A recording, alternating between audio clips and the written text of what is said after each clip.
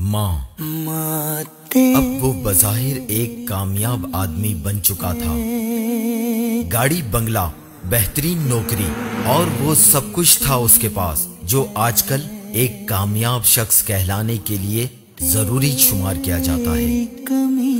پھر اونچی سوسائٹی میں شادی بھی کر لی۔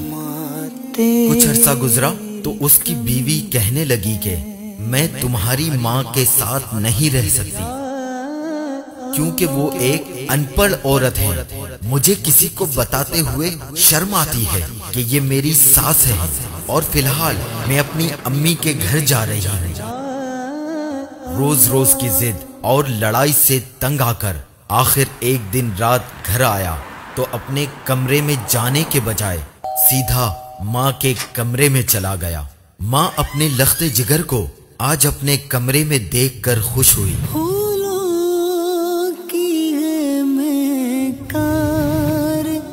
ماں نے اپنے کمرے میں آنے کی وجہ پوچھی تو کہنے لگا کہ ماں میں آپ کے تمام احسانات کا بدلہ 4 گناہ کر کے آپ کو واپس کروں گا، اور اب سے اتنے بڑے گھر میں آپ اکیلی رہیں۔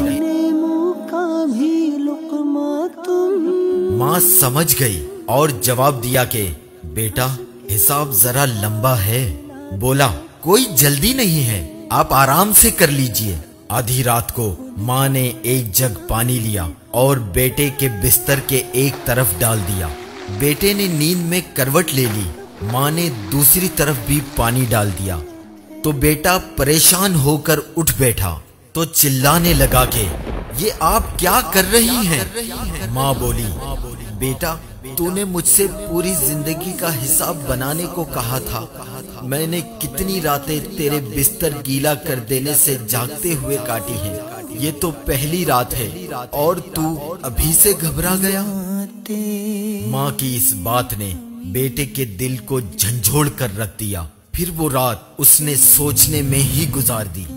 شاید اسے یہ احساس ہو گیا تھا کہ ماں کا قرض کبھی نہیں اتارا جا سکتا۔